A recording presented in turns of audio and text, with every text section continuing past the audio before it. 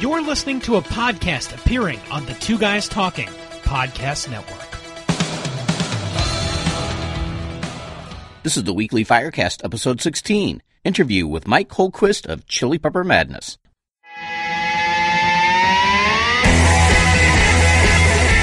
Strap yourselves in. It's time for the weekly Firecast. This is the podcast for all foodies, those who love food that is cooked over a fire or feels like fire in your mouth.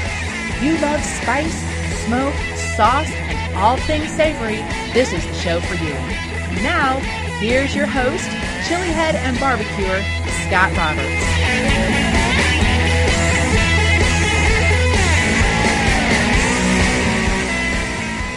I bid you welcome. My name is Scott Roberts. I'm a writer, a fiery foods reviewer, and blogger. The base of my operations can be found at scottrobertsweb.com. So if you've never visited that site, be sure to hop on over, take a look at everything that I've written over the years. And the Weekly Firecast is a foodie podcast I started earlier this year that's based on the foods that I love. Things with sauce and heat and smoke and intense flavor. These are the things I love to talk about. I love to write about. And of course, I love to eat them as well. And coming up in this installment, I talked to Michael Hultquist of ChiliPepperMadness.com. Now, he's pretty well versed in cooking and using chili peppers. He has a number of cookbooks out, including Jalapeno Madness. He has a small network of websites with the madness theme. There's Chili Pepper Madness, Jalapeno Madness, Habanero Madness, Seafood Madness. So he's a very knowledgeable guy when it comes to cooking in the kitchen with chili peppers. And that interview is going to come up in just several minutes from now. And the review topic this week is Oakridge BBQ's Santa Maria-style steak seasoning. And that will come up in just a couple minutes. And before I get to either of those segments, there's a couple things I wanted to bring up.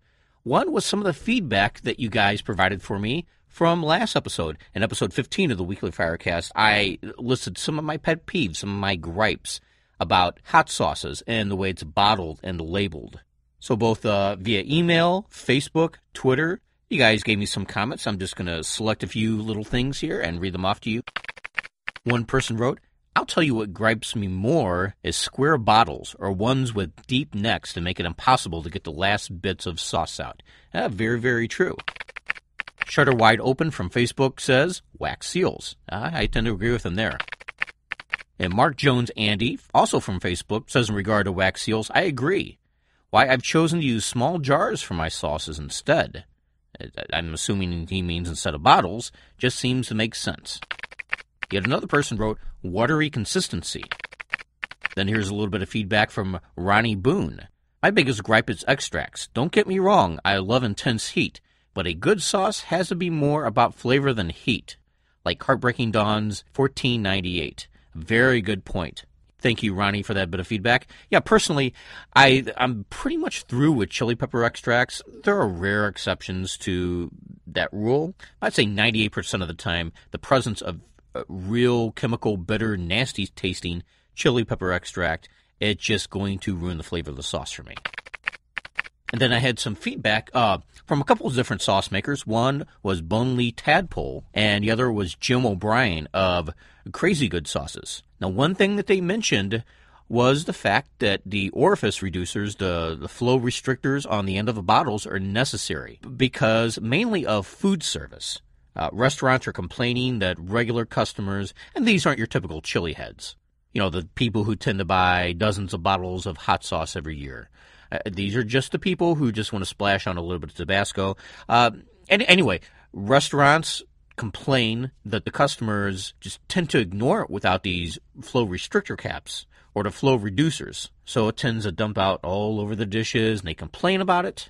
So both Boneley Tadpole and Jim O'Brien make some very good points with that, and I agree with it. And when it comes to food service, when it comes to hot sauces provided to your regular restaurants out there, your table sauces, I could definitely see when you have an unlearned person come out and just shake the bottle vigorously, and they might not realize how thin and runny the sauce is, and just splashes all over their plate. They get way too much of it on their food.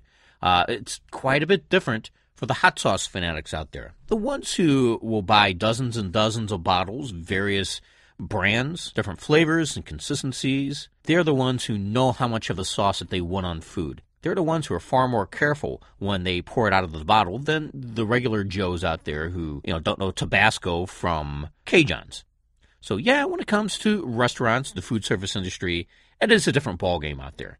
So I am willing to let it slide by, to cut them some slack in regards to that. But of course, I get the pet peeves from the perspective of me, someone who will just use hundreds and hundreds of different bottles of hot sauce every year and are just tired of vigorously shaking a bottle just to get a few drops out because they have these flow restrictor caps on it. And like I said last week, I will just pop them right off so that I am able to more easily pour the sauce out of the bottle onto my food. And the fanatical chili heads are more careful out there. They're the ones who are going to buy a case of an artisan gourmet hot sauce brand for their own usage at home. They're familiar with the sauces, their consistency, and they themselves know how much they could use.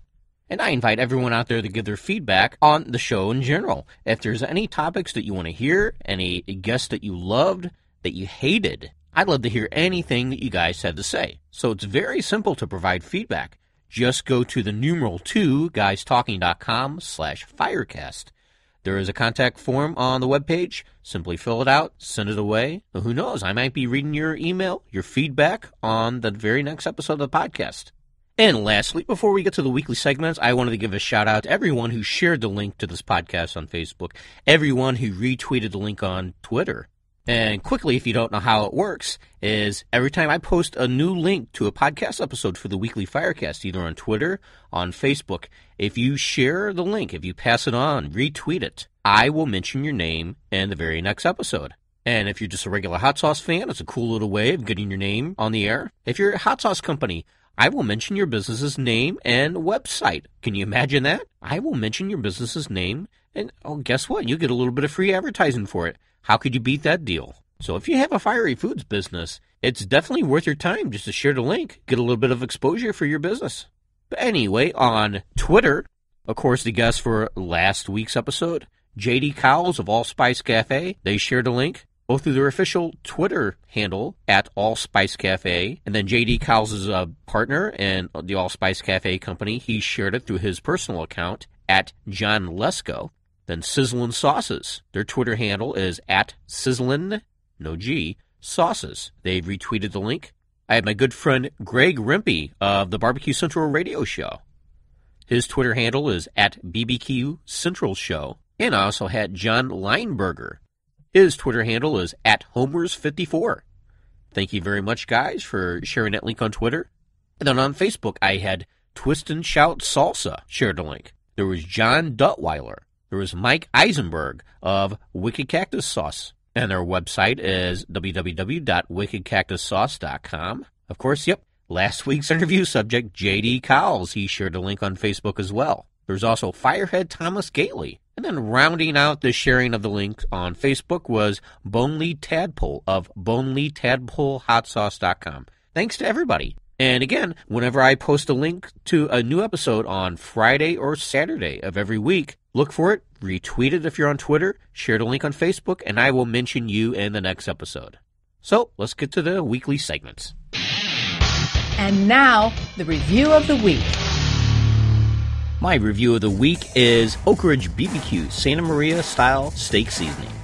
Now, barbecue fans, they know seasonings inside and out. But a lot of you chili heads and hot sauce fanatics, you may have not necessarily gotten into the whole world of seasonings. If so, you're selling yourself short because they are an absolutely brilliant way of adding flavors to your food. I think once you discover a few good seasonings, oh my God, you will look at barbecue and grilling in a whole new light. And one of, if not my favorite barbecue seasonings when it comes to beef, is made by Oakridge BBQ out of Kearney, Missouri, local Missouri boys. And this product is Santa Maria Steak Seasoning.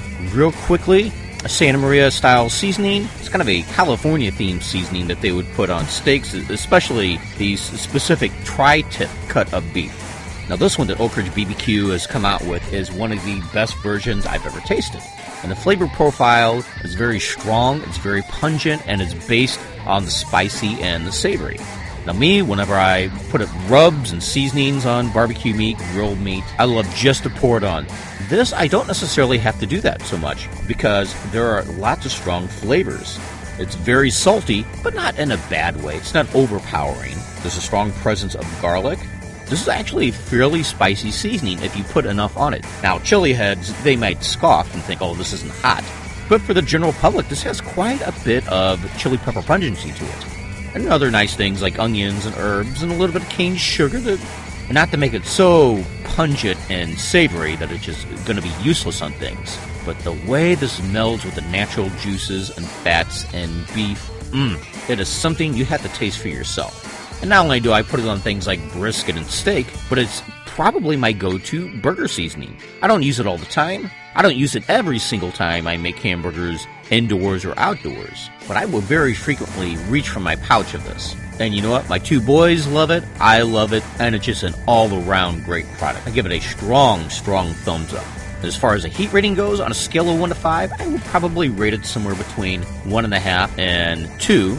It does have a little bit of kick when it comes to spiciness. And flavor-wise, this easily gets a 4.5 out of 5 stars. Incredible product. And if you're interested in ordering this for yourself, just go to oakridgebbq.com or just click the link in the show notes. And now, the Fire Talkers interview. Michael Hultquist is both a website developer and a movie screenwriter. But when it comes to chili peppers, he has more than a decade of experience with using and cooking chili peppers. He has a small network of sites, which he simply calls the Madness sites, because they are called things such as Jalapeno Madness, Chili Pepper Madness, Habanero Madness, Hot Sauce Madness, and so on. He's written several chili pepper-based cookbooks, which cumulatively feature hundreds and hundreds of chili pepper recipes. Now, the whole base of his operations can be found at chilipeppermadness.com. That's chili spelled C-H-I-L-I. I'll put the link in the show notes. And whenever I first developed this podcast, he was on my list of people to contact because, well, it's easy to feature a sauce maker of the week. I wanted to have somebody who was well-versed in using both fresh and dried chili peppers in the kitchen. And Mike knows his stuff, so without further ado, here's the interview. Good afternoon, Mike. How you doing? Hey, what's going on, Scott? Thanks for giving me a call. Hey, no problem. If I happen to, blow my nose in the middle of a conversation, just because I'm a little under the weather as I'm doing this. Oh, no problem. Something I didn't give you a little warning about just a couple minutes prior to this. Anyway, we're here to talk about you, and you do a lot of things, obviously. So just why don't you give a brief overview and just kind of describe yourself to everyone out there? Hey, everybody. My name is Mike from Madness. It's Mike Hultquist. In the chili head world, I run a few websites. The mother site is Chili Pepper Madness, and that's at chilipeppermadness.com. And I also have spawned a blog off of that as well, probably about a year ago. And my focus is, I'm in love with chili peppers just like everybody else in the chili head world, but my focus is really on cooking with chili peppers. I started loving spicy food a long time ago, and as I learned more and more about cooking, I just really try to incorporate chili peppers in as many creative ways as possible. And I also, because of that obsession, I started writing more about it on the websites, and I wrote a few cookbooks related to specifically to chili peppers. And that kind of led to other websites that are related to the Chili Pepper Madness that are more specific, like Jalapeno Madness and Habanero Madness, which also led me into things like Hot Sauce Madness and Salsa Madness. So I'm just obsessed with cooking with chili peppers. It's my fun. I love it. How and when exactly did you first become a chili head? I was a chili head in college. Pretty much when I started growing up, I went away to college, and growing up, my family didn't really cook at all. My mom didn't cook much, and it was never really spicy food at all. And when I left home, I found, oh, wow, there's lots of crazy, awesome flavors out there. So I'd be going to the Mexican place and hang out with friends. I lived with a Mexican guy in college, and his mother would, send him back to school and stuff. And I'm like, this is the best food ever. I gotta definitely get more of this. Mm-hmm. Yeah, it's kind of hard. Once you start, you definitely can't stop. You just need that flavor and that spice in your life. It opens up a world of colors when all you previously had are black and white. Oh, yeah, that's a perfect example. Yeah, it's hard to go back to a black and white world, culinary-wise. Now, how did you get into really cooking and using chili peppers? Did you have any type of training or anything like that? No, I didn't. The way I started was, I always loved to eat, and I always loved to learn and experiment in the kitchen, but when I got married, and my wife doesn't cook at all, she actually hates to cook, and I just started, I'm like, I need some spicy food, and we can't be going out every night, so it started off just kind of simple, where, hey, I'm just chopping up some jalapenos, and I'm popping into a bowl of pasta, something real basic, And more and more I'm eating dinner at home, and I'm like, hey, I think I want to experiment with this. I'm going to learn some of this. And I talked to a lot of people that I knew that cooked. They're great cooks. Talked to some chefs. Went out and bought as many cookbooks as possible. And I think the best way to learn is by doing. And just over the 20 years almost of being married, I've been just cooking like crazy. And all my websites are pretty much reflective of all that, everything that I've learned, everything that I'm passionate about. So I'm always trying to find whatever creative ways to incorporate chili peppers and spice and heat and that flavor into whatever meals are possible. Yeah. And as you mentioned, all the Madness-themed websites. Of course, I'm sure your skills as a website developer really help you to develop them. I can identify with that myself. I am a previous and sort of semi-current website developer, so it's helped me develop all of my passions and hobbies in the websites. What was the first one for you, and then how did you develop one after the other? Actually, I thought it was kind of funny when I met you the first time. Like, hey, we're both website developers, and we're both chili heads, and we have actually a lot in common. And we're both darn good-looking bald dudes. Oh, I can't argue there. The way it started for me, actually, like all the passions and everything kind of started together. Where I graduated college with a degree in English, actually. And my wife is a computer programmer, and I just kind of got interested in what she was doing and learned some things from her. And I thought, I really want to build my first website. And this was pretty much when the web was pretty nascent. And I wanted to build my own website just to kind of learn the process and how it works and just how HTML works and how graphics, get put online. So my first website I ever built was a sort of an iteration of Jalapeno Madness. I'm like, man, I got all these jalapeno recipes that I love that I've been playing with. And I really just kind of want to learn some stuff. So I think I popped it up on like an old AOL account. Oh, yeah. So I had some weird URL, like, I don't know, pages.aol.com/jalapeno or something. It was this really ugly looking thing with some recipes, and, I thought it was just a lot of fun. Try some SEO techniques that are new, like when, Yahoo came out and Google came out, and I'm like, I got to, figure out how they're doing their algorithms. I started playing around with my own website first. Before I know it, I've got, almost 500-600 pages of just recipes and techniques and all kinds of information about the jalapeno. And then I'm like, why am I only doing jalapeno? I love all chili peppers. So then I'm like, I got to build Chili Pepper Madness. So it kind of really grew from there.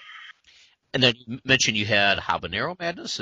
Is that its own separate site as well? Yeah, that's another one because I always say like the jalapeno was kind of like my gateway pepper. It's probably that way for a lot of people because the jalapeno is so popular and they're everywhere. But once you start getting that heat and then you get used to it, you kind of, you need more of that. So I started graduating into hotter peppers, and the habanero is pretty much very available, in supermarkets and local stores. So I started playing with that as well and trying different recipes, what I think works the best with habaneros. The way I kind of work all the time is, hey, I'm trying something new, I'm going to put it online. Just let these websites grow with whatever information that I got. And then what are the other Madness sites that you have? Salsa and seafood? Seafood? Salsa-madness.com. I had a seafoodmadness.com because I think I eat more seafood than anything. But that one, I kind of have been leaving alone because it was kind of an experiment. What I realized was, holy cow, I've got of all my recipes, maybe 75% of them are involving seafood. So I kind of split a bunch of them off and built that website just to see what would happen. And not a whole lot of it. It's too generic of a category. Interesting. I figured, maybe you would have your own little spin, having spicy versions of seafood That's recipes. Pretty much what I do with all of them. Everything I do now, it's a spicy spin. And I built one because we went and spent time in the Florida Keys last year. We stayed there for a month. And I just walked around to all the local seafood shops and looked around for whatever local produce and peppers that I could find. And just kind of built as many, sort of homemade recipes, really. And talked about my experience in the Florida Keys. And, I blogged about it quite a bit. And to me, that's just awesome and fun. And then you, of course, are a cookbook author. Now, how many chili pepper cookbooks have you written? 5 print books. The first one started, and this was back when I was really learning about web design, and I was experimenting with different media. And I'm like, I got to put this book out because I love it. And I compiled all my information, all my recipes, and jalapeno information and history and nutritional information, all that. And I put out the Jalapeno Madness, the hottest little jalapeno cookbook. You know, it was fun. It was like a small book. It was, definitely for fun at first. It was kind of well received. Like people, hey, this is a cool book. I like it. Although I had issues with it because it was a, first effort. And years later, and I decided to take it a little more seriously, and to up the book, up the quality. So I added a lot more recipes, and the second book came out, which I'm more proud of. It's Jalapeno Madness, Jalapeno Recipes Galore, and that has over 250 recipes, and it's really just kind of like everything. It's cooking with breakfast, lunch, dinner, appetizers, some salsas, sauces, pretty much all kinds of ways to incorporate jalapenos into your meals. And that one came out great. I did the exact same thing with chili peppers. And that's just a lot more generic because chili pepper is obviously a much bigger category. So I have Chili Pepper Madness, Chili Pepper Recipes Galore, and that follows a similar format. And then recently I put one out. It's called Jalapeno Poppers and Other Stuffed Chili Peppers. That one kind of spawned from, I get lots of traffic on my website for people looking for poppers, and I have tons of popper recipes of just different ways that I like to spin it and get real creative and almost whimsical with popper. And I get into conversations all the time, and I'm like, I gotta put a book out. I just think it'd be fun. That's probably the most popular right now. And I also did a salsas book. I love salsas. That's, it's one of the easiest things to make, chili peppers. I think most people think salsa when they think chili peppers. And you said sauce, not salsa, I know, right? It's salsas, a print book in salsas. Oh, salsas. Okay, I didn't hear you clearly, so I wasn't sure if that's what you said. Yeah, I do have a sauces ebook. Aside from the print books, I have a number of ebooks on the website that I put together, and those are on a variety of salsas. I have sauces. I have a preserving book. I haven't done a growing book, but that could be in the future. Let me ask you here, do you have anything planned ahead for a book? Any, ideas you think, okay, this is going to be the next big thing? Well, I always wish I knew what the next big thing would be. That would be great. But I do have some books planned. I want to do a Habanero book because I just have so much information compiled now, and I've already started putting it together. I just need to get the time to keep writing and formatting. It takes a lot of work to get all the formatting and everything done. But that's going to be my next book, is the Habanero book. And I've been toying around with kind of like an appetizer-style book that focuses specifically on chili peppers, how to make spicy apps. Because I have a bunch of real cool ones, and I get a lot of compliments on those that when I bring them to parties and stuff. And I've also recently talked with Abe DeWitt. I contacted him because I like his work, and he's a real big name in the industry, obviously. And he gave me a call back, and we talked a few times. And we might be working on something in the future, but I know he's got a busy schedule. But that's definitely something that could happen, I hope, soon. Well, let me ask you about the cooking. What dishes and chili pepper and food flavor combinations have surprised you over the years? Has there been anything that you were kind of doubtful in the beginning when you thought, well, should I try this pepper with this, that, just completely wowed you? There's been some combos that I'm like, wow, I just wouldn't really think they would work together too well, or as well as it did. Because at first, when I started learning to cook, I would just chop up the pepper and throw it on the top. So you've got, some fresh pepper, okay, you got a crunch, you got some heat. But when you start roasting them and actually cooking them and transforming it into just something different than its own original shape, it changes everything up. So I was playing around with purees. One that it's not even that complicated. It's kind of simple, but it's really good. It's just a simple roasted jalapeno potato puree, where I basically seared some scallops and I popped it over. The puree is real simple, like just roasted peppers. You boil some potatoes, you roast some garlic, you throw it into a food processor with some salt and pepper, maybe some other seasonings if you want them. Puree it to a nice consistency and serve your scallops on top of it. Another weird one that I made, I think last year for Christmas, was peanut butter stuffed jalapeno poppers, and they were dipped in a chocolate, drizzled with white chocolate. And I got the looks, like, what the heck is that? And I'm like, no, you don't get it. It's actually really good, But then again, I'm obviously a huge chili head, so I like everything spicy. You have to think of it almost like a peanut butter and chocolate peanut butter cup idea, just with chili peppers added to it. So that actually sounds good, just hearing that from you. It was good. I didn't try it roasted, but I think I would want to do that. But to me, it was really good. I'm sure you've tried like spicy chocolate. Oh yeah. A lot of people haven't, and I've talked to people. I even did a review of a chocolate bar last year. I think you might have too. And I'm like, well, this is really good. It's such a nice combo when you get that little bit of heat with your chocolate, especially a dark chocolate to me. Oh yeah. And to me, just so many people don't really get that or don't believe it's going to be good. Which is another reason why, like chili, spicy chilies, you can add some chocolate to the chili. Mm-hmm. And I posted something about that on Facebook about chili that I made that was with chocolate and roasted peppers. And I got some people like, ew, that doesn't sound good. I'm like, no, you gotta give it a try, man. It's actually good. The whole world with sweets and confections and candy and things like that, everything from chocolate and caramel to dessert sauces to pepper jelly. To me, that's all fantastic. Hot cinnamon. Oh, yeah, believe me. And you mentioned pepper jelly. I'm just like, I'm so hooked on pepper jellies. It's so awesome, man. And that's like when you want a really fast meal, like you saute some fish real quick, slap it on a plate, and spoon some pepper jelly on it. Done. It's real fast, real simple. And it's really delicious. Oh yeah, it just grilled chicken, grilled pork, ribs slathered with a pepper jelly glaze. I mean that stuff is amazing. It's like an instant sauce. Yeah, it's absolutely fantastic. Like on your website, what are the most popular recipes that you've come up with? What are the things that people are searching for and hitting? The poppers are probably the most popular because I just there's a huge lot of demand for how to make poppers, and I think people want a little bit more creativity because usually it's like you stuff cream cheese in a jalapeno, sometimes you wrap it in bacon and you grill it. But there's actually a lot of different ways. I have a bunch of recipes. I've probably got 20-something recipes or more on the site, and I've got 50 or 60 in the book. So those are really very popular. But also sauces are very popular. And people are always trying to find ways to make new sauces. And salsas, too. Like I mentioned, I think a lot of people, when they think chili peppers, they instantly think salsa.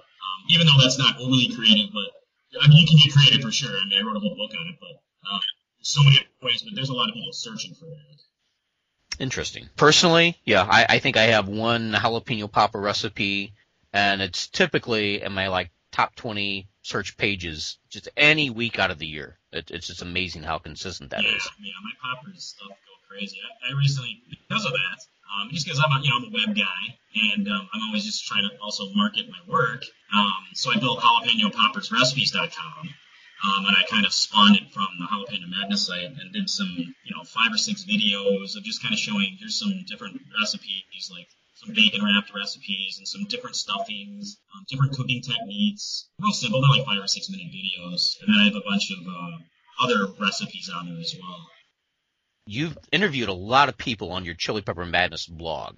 So I'm going to take some of the questions you've asked those people and ask you those. First, do you have a favorite type of spicy food? I mentioned seafood. I mean, I love seafood itself is not spicy, but I like to spice it up. So I probably eat salmon twice a week. I love salmon, and I love scallops too. So if I can find ways to spice those up. But when I want to go out and get spicy food, I love hot wings. I just and there's obviously, and we've actually had this discussion online where who has the best wings?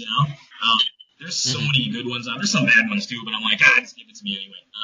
It just comes down to the sauces a lot of times and what they cook into their batters. But definitely hot wings, and then Mexican.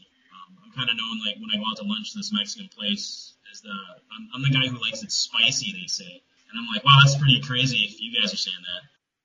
What is your favorite chili pepper? Do you have just one? Yeah, I was thinking about this because, obviously people ask me that all the time. It used to be for sure the jalapeno because that's what got me into this. But it's really kind of a toss-up between 3 peppers, almost 4. It's the jalapeno because, that's a really awesome pepper for many different reasons, but also the habanero. The habanero is wonderful flavor and excellent heat level. And it's the Scotch bonnet.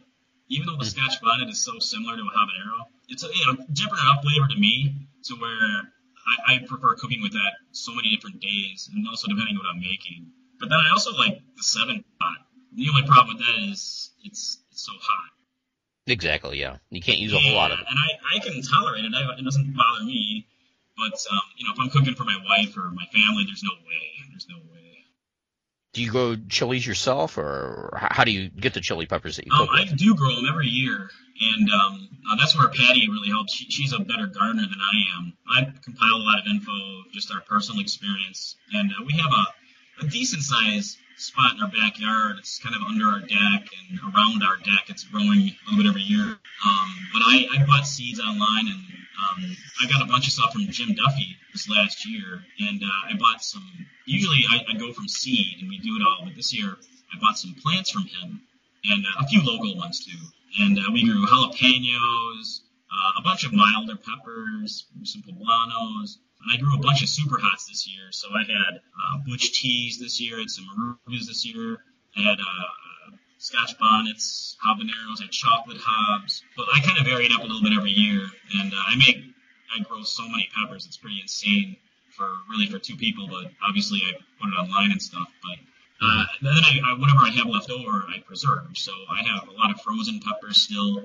And those are great for soups and stews and pretty much, anything where you don't need the whole pepper. And also, I dehydrate a ton, so I have a lot of chili powders. I probably got like 12 different just vials of various chili powders that I'll make into my own blends. And I use those as rubs or ones I can carry around with, like in my coat pocket to sprinkle on stuff when I'm at the restaurant, Oh, yeah. I'm the same way. Yeah, that's good. Do you break them down by heat levels or different flavors when you dry them and grind them down? Yeah, mostly I'll do them by heat level. So I have, anything that's mild, I'll kind of put together by itself, unless it's poblanos, which I think has a real distinctive flavor when it's dried. But I'll put, and jalapenos, so I'll put jalapenos by themselves. A lot of the super hots I'll just kind of blend, just because, I like various blends with those. And also introduce other ingredients too. So I have like an herby type Mediterranean blend. I've got kind of a Cajun-y kind of blend. I have a garlicky blend. And then I've got different blends for Patty because she likes her flavors different than I do. So we played around one night and got her a special concoction because I've turned her into a chili head over the last few years. Pretty funny. That's pretty cool. I guess I can ask you, what is her basic heat tolerance? Yeah, she can eat jalapenos. The funny thing is, when we first got married, she would eat almost anything, but she hated green peppers. And I'm like, really? That's just the weirdest thing to hate, How do you hate a green pepper? It's just so mild, but she didn't like the flavor. And even to this day, she'll give me a little heck about it, because she'll eat red bell peppers, but I'm like, they're really not different. But anyway, she is totally a chili head where she'll even eat Scotch bonnets as long as I have them diluted enough in a large enough meal. She definitely cannot eat the super hots, and I tell her ahead of time, I'm like, I cooked these with 7 pots tonight, so be careful. Or I'll have to kind of make a separate, meal for her. But she can eat jalapenos, no problem. Even serranos. I mean, serranos are, got some good heat for most people. And she can eat that stuff. She's even gone around to carry her own little blend, like I mentioned. Somewhere, we'd be at a restaurant, like we have a place called Noodles and Company. We stopped going there for a while. She's like, "There's no flavor on the food." I'm like, "Yeah, I killed it, Just used to my meals, I guess." Well, somebody's turning into a chili head when they bring their own, powder, their own little bottle or vial full of stuff. So that's kind of cool hearing that. Oh yeah, I love that, man. There's a local pizza place I go to, and I bring my little vial with me. I used to bring Blair's Death Rain. Death Rain's hot, man. Death Rain Nitro. And to me, that's good. So it actually got passed around the bar a little bit, and everybody's like, "Oh my God, are you kidding me?" We're going to take a little break right now, but we'll return to the second half of this interview right after these messages.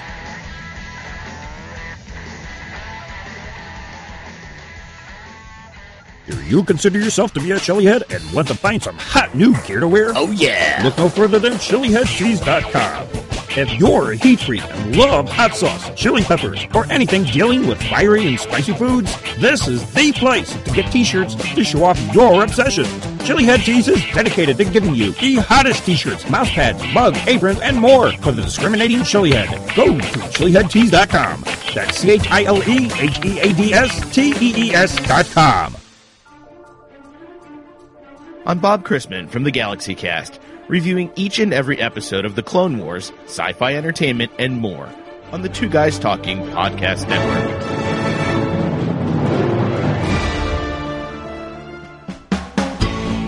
Creature feature fan? Like to appreciate all things with fangs and entertainment? So do I. Hi, I'm Eric Peters, a voiceover artist from the Voice Farm. Be sure to visit every week to see what's new and search for great entertainment with real bite. Check it all out at fangbangerpodcast.com. Hi, it's Vic Porcelli. Don't miss our interview with Michael the Grinder Mizrachi in our most recent episode of Two Guys Talking Poker.com.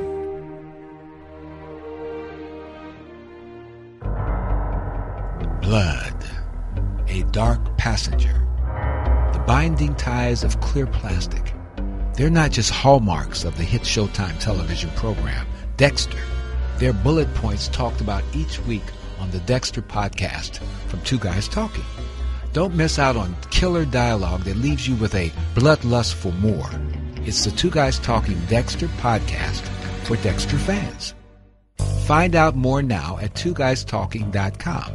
That's the number 2guystalking.com.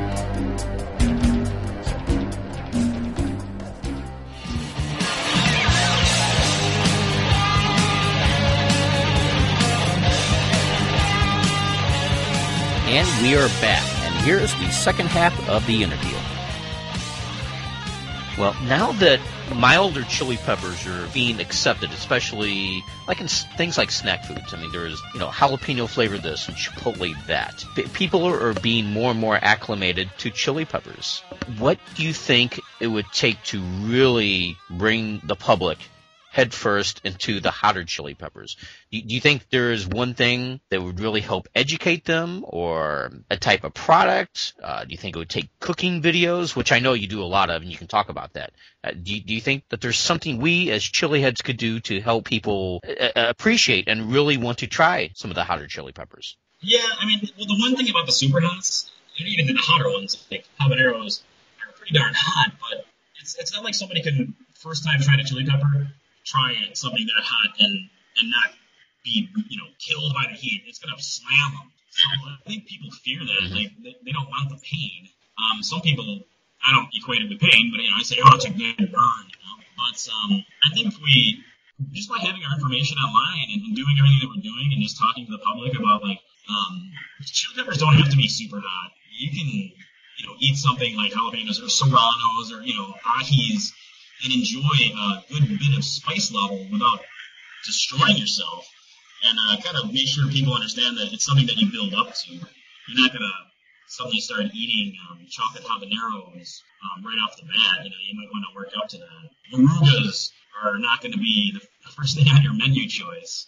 I think you'd mentioned something like TV shows would be interesting. Not that I'm slamming some of the shows that are out there now, but I know that the Heat Seeker guys were taking kind of some heat for their treatment of spicy food, and they're looking for hot stuff.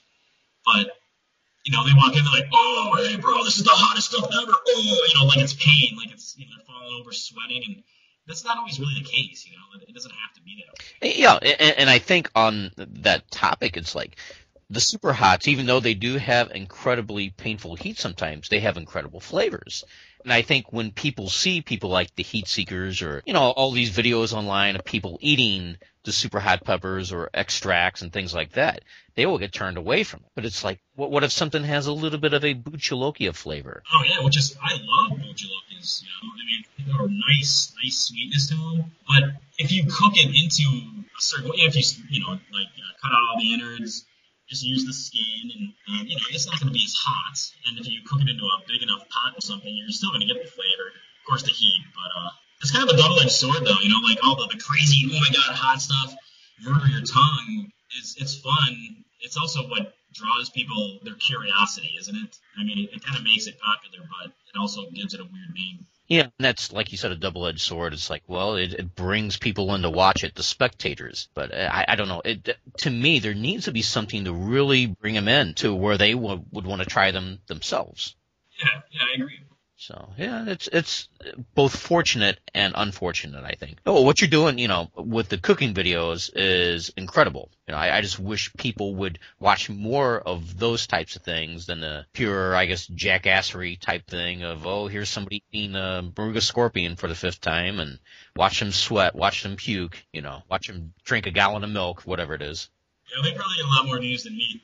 And that doesn't really bother me, because there's a whole crew of people out there that want to do that, that's cool for them. I just never, it wasn't my thing. I just like chop on a pepper. I mean, as much as I love chili peppers, I want to cook it into stuff. So I always wanted to find a creative way to utilize this awesome little pod and kind of highlight its flavor and its heat too. So thanks. Exactly. Yeah, I feel the same way. So kind of changing gears.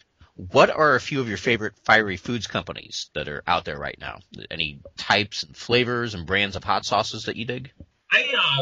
There's a few companies out there. Like I met some of the guys over at one of the fiery food shows, and when I was trying all the hot sauces, and there are a lot of good products out there. And some of the guys I wanted to mention that I thought were really good. Obviously, Cajuns. I like Blair's. I mentioned Blair's because I like their death ray. I like their rubs. Just good fiery heat. Heartbreaking Dawn's. He's a totally cool guy too. I actually just ordered a pack from him today. Also, Wicked Cactus. I brought up quite a few of their sauces home from a show, and Patty was like, "Oh, I love this stuff," and it's just really, really good sauces that they do. I like their work.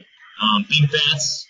He's a totally cool guy too, and he's got a whole line of sauces that I actually like. And then High River hot sauces was good for sure. And he sent me a couple. I had Tears of the Sun, I really liked it, and the original one, Hellacious hot sauce. To me, that's probably one of my top sauces, Hellacious. I just thought it was really good. I had a neighbor over. I just had some pizza that night, and I'm like, "Hey, you guys gotta try this hot sauce, And they're like, "Oh my god!" I'm like, "Really? Oh, it's so good." There's so many guys out there doing this stuff though, and it's awesome. I just love it. I mean, I'm a big fan of all these sauce makers and all the fiery food guys. You can just taste their passion in their food. Exactly.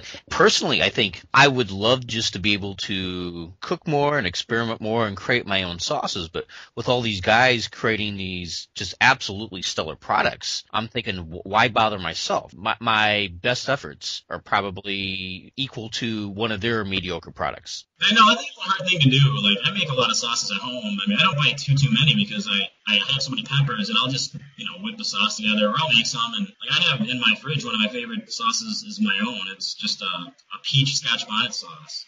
And just, pour it over whatever I'm eating. It's just good stuff on tacos. But I don't personally think I'd want to try to sell a product.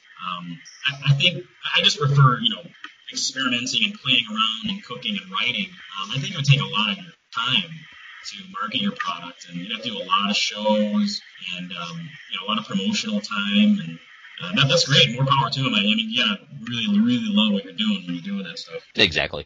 I personally, I guess when it comes to like fresher products like salsa, it's totally different than comparing something I make at home to a jarred salsa. So I will tend to do things like that more than create a hot sauce, which, you have to cook and everything like that, which really doesn't stack up to the professional hot sauce makers. Oh, yeah. These guys start with like a mash. And, there's like, you gotta perfect that sort of thing if you want to do it commercially. That's a bigger deal. You should do one, though. I can see you doing hot sauce. No. I've seen too much of the industry. I mean, there's been a lot of good people, a lot of good companies come and go. It takes up so much of their money and their time and their passion, and it's a really tough industry to be successful in. And I've seen guys just with so much potential, so many good products, and just one thing or another, family comes first, their 9-to-5 job comes first, and they're just not able to give it all that they can. And even some people, they're able to give all they can, and they still just, for whatever reason, can't make it. I applaud the people who are able to make it more than 5 years. I guess it's the right combination of marketing and luck and time and all that kind of stuff. So I will just let everyone else do that. Yeah, no, I hear you. That's pretty much where I am, too. The next question to ask you, are you noticing any trends in the spicy food community that excite you? Is there anything that you're looking forward to that might be coming down along the line? I think most people are talking more and more about the record-breaking super hots. I mean, that's kind of all over, and like the Maruga Scorpion. I mean, topping 2 million. It's probably not far away to where we're gonna bust that record. And I mean, I was shocked when the Butch Tea pops out, and then a year later we get even hotter, and it's like, holy cow. I'm not gonna say it really excites me. It really interests me though, because of the way it's competitive. And I'll talk to some of my friends of mine, neighbors of mine, and they're like, "Oh yeah, you're really into chili peppers," and I tell them about what's kind of going on, and they're like, "It's competitive? Are you kidding?" I'm like, "Oh yeah, it's anytime you get deep into an industry, you get a lot of competition going on. And I'm real curious to see like what the next strain is going to be and what it's going to be a combination of, and how can they push the boundaries of Scoville, you know? Do you think that people are going to be focused on that and not necessarily the flavor profiles of the pods? Well, that's probably not a good thing. The flavor is obviously way more important than the heat, but I think there are people out there that just want to break the record, you know? Oh, yeah. Like, hey, I want to get 5 million. I'm shooting for 5 million, you know? Can you imagine eating a 5 million Scoville pepper? 5 million, that would be absolutely unreal. Just eating something a little over $1 million is more than enough for me. Oh, yeah, I'll take a nibble off of a Maruga, and I'm like, whoa, hey. Yeah. I'll get into something, but that just seems to me, I just see a lot of people talking about that, and I see arguments online all the time about, you know, oh, the Butch tea is way hotter because I tried it. It's like, well, I think something needs to be lab tested, and you get some people saying, oh, that's BS. I'm like, how can you say that? I don't understand how you can not take a lab result or take the Guinness Book of World Records word for it over an accredited lab. You know what I mean? So there's a lot of people who argue about that. I don't get into the conversation because I don't think I would sway anything either way. But you know, people have their beliefs about that. But I just think it's important to keep testing. Well, I think what bugs me is people think that their tongues or mouths are the perfect arbiter of what's hot and what isn't. You just can't taste two different chili peppers and say, oh, one's definitely hotter than the other. What's different with everybody? To me, sometimes the lowly jalapeno can be extremely hot. It's just a combination of everything. The quick heat, the volume and amount that you'd eat from a jalapeno versus a habanero. Sometimes it seems like the jalapeno actually is hotter, if you know what I mean. Oh, yeah. I had one time, this is probably a couple years ago, I'm sitting there with my wife and a friend of mine, and I'm just at a Mexican place, and I get roasted jalapenos all the time. It's just, I eat them like candy now. But I took a bite into this one, and I'm like, holy cow, and I actually got a little watery eye. And they're like, oh my God, you can't handle the jalapeno? I'm like, you don't understand, man. This was a hot one. Yeah. I'm like, oh, you can't, when you get up that high of heat, you can't say, oh, this is a 1.2 million Scoville pepper, you know?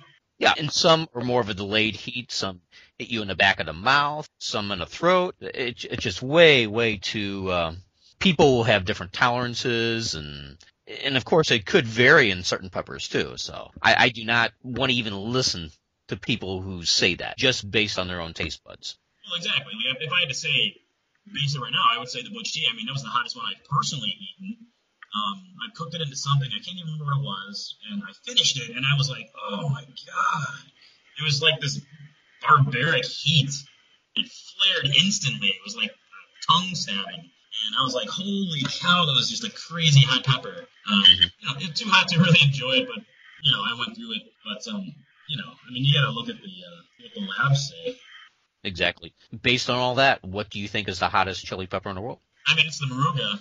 Just for me trying, I mean, the Butch tea, that to me, that was personally the hottest, but I'm sure it was just the batch that I got. The Maruga has a much bigger range. Definitely, and we can get into the whole thing, but I think it's probably been done to death. But yeah, I think most people who, you know, look at the evidence and look at all the lab testing will say, yeah, it's the Maruga Scorpion. Yeah, I mean, I grew these in my backyard. I'm in Zone 5, the Chicago area, so my peppers were not overly strained, and heat. You know, I kind of deprived them of a bit of water, but they didn't get the, you know, powerful heat from the sun in Zone 5. You know, my Butch teas were probably average to above average, but they don't have a big range. And my Marugas were probably at the low end. But, they were all pretty hot, man. So to me, that's pretty cool. I love that. Okay, completely changing gears here. Not only are you a writer, but you are a screenwriter of movies. Just briefly, what are some of the credits that you've had? I'm actually represented by Zero Gravity Management, and they've done a lot of stuff. But I've had 2 movies produced through them. The first movie I had was maybe 4 years ago or 3 years ago called Victim, and it's a low-budget psychological horror movie about a young man basically that is kidnapped by a doctor and his evil henchmen, tortured for reasons unknown. I won't really say more than that. And the second movie that was produced, it was called Arena, and that one stars Samuel Jackson and Kellen Lutz and Daniel Day Kim. That one is about a guy it's a guy movie, so it's about a guy who was kidnapped and forced to participate in these underground sort of gladiator-style fight-to-the-death games. And Samuel Jackson is the evil overlord who's streaming it over the internet, and he has sort of a cutting-edge twist on all of this, and he's taking bets to the gambling community. And Helen Lutz is this mysterious character who cannot be beaten. So that's the other one. And I got close recently with another one. I was real excited about this one. It was a kind of a younger adult sci-fi kind of flick that got the interest of a director when my manager sent me over the guy's demo reel. He's like, hey, what do you think of this guy? And it was all Harry Potter stuff. I'm like, are you kidding me? Who is this? It turns out to me it's the second unit director of the last 4 Harry Potter movies. His name's Stephen Wolfenden. And I talked to him on the phone a few times and did edits for him, and he really wanted to direct this movie. And I thought, oh man, I'd really hit it big time if this guy wants to do it. And then nobody found financing. It died. Talk about a bummer on that one, but I'm in the middle of another script right now, so I always have my fingers crossed for the next one. Well, that's cool. Okay, the 2 that you mentioned are called Victim and Arena, right? Are those available on DVD, Blu-ray? Yes, they are. Well, they're available through Netflix. You can check out Netflix, and I know they're available online. Victim, I'm not so sure about Victim anymore. It was a smaller budget movie, and it was done with the Independent Film Channel, so I know it's out there. But Arena is kind of all over the place, because it's Samuel Jackson. I mean, he's a pretty big guy, so. I think I've heard of him before. Yeah. Anyway, one of the things that you ask people is if somebody made a movie about your life, who would star in it and what would the movie be called? So I'm going to ask you that. Yeah. Who would play you? It's kind of funny because, like, a few years ago, I was mistaken for Michael Chiklis. I don't know if you remember. Oh, yeah. He played in... he was in The Shield. The Shield, yeah. He was Mackie. And I honestly look a lot like him when I'm wearing my shades and my leather jacket. So I guess it would have to be Michael Chiklis. In his better days. And, 15 years ago. Yeah, right. I guess I'd have to call it A Descent into Madness. Oh, nice little play on words there. Yeah, because everything it's kind of dark and edgy, and I'm always mad about everything, so crazy. Mad in a crazy way. And would this be a $200 million blockbuster? Probably more than that. More than that? All right. I highly doubt it. I don't think my life would make a great movie. Well, you never know. You'd ask the same thing about me when you interviewed me. I completely forgot what I said, but I'll have to look it up. Yeah, I'm gonna have to do that after this. So, well, anyway, before we get off the call here, are there any last minute things you want to mention? Anything that you want to promote? The only thing that I'm still writing some new books, but another thing I've been kind of working on is it's sort of tying together my Madness work with my interactive web development work, and we do a lot of just site management. So I'm starting to write more about food blogging itself and how you can successfully run a food blog and actually earn money at it. I know there's a lot of people out there that want a food blog for fun, and actually that's great. I mean, I interact with those people, and they're really cool, and the passion is there. But I also like to earn a living doing it, and it's becoming a bigger part of my business. So I built another website called foodblogmadness.com, and I'm just publishing some articles and just some general advice. And I'm going to be soliciting advice from other successful food blogs. And it'd be great to get some info from you, too. Just on how you can run a successful food blog and make it popular and get your information out there and how you might earn some money doing it. So that's something I'd like to have people check out and give me some feedback on. Anything they'd like to learn or see. Sure. Yeah, we can talk after the call or sometime in the future. And of course, the number one thing, blackmail. Yeah, I get it. Awesome. Very good stuff from Mike there. And if you want to visit any of his Madness sites, just to make it easy for you, I will post all the links in the show notes. And there's 2 different places you can find those show notes. One is at weeklyfirecast.com. Simply go to episode 16 and look down in the blog entry. All the links will be there. Or you can go to the official 2 Guys Talking Podcast Network page at the numeral 2 guystalking.com/Firecast. And then look for the section for episode 16, and you'll find the links in there as well. As always, I put all the links mentioned in the episode in the show notes for your convenience, just in case you happen to be listening to this while you're driving a car, while you're working out, while you're doing housework around the house, whatever it is. You can always go back at a later time, check out all the websites, and I encourage you guys to do that as well. All my guests, all the topics I talk about, they're well worth into doing the research, and probably just like you guys, I love learning more and more and more. So you can almost think of it as doing some Fiery Foods homework. Especially if you're into things like Mike talked about, cooking with chili peppers and so on and so forth. He has so many great resources on a website. You could probably spend a couple hours on them, choosing the kind of recipes and, taking a look at his cookbooks and so on and so forth. And the Oakridge BBQ Santa Maria steak seasoning can be found at oakridgebbq.com. And one more thing I wanted to bring up before I close out this show is that your feedback is appreciated. Not only all the input I get through the website and from Facebook and Twitter, but I also encourage you to go to the iTunes page for the weekly Firecast. So if you love the show, please go and rate the Firecast on iTunes. And while you're at it, give a short review.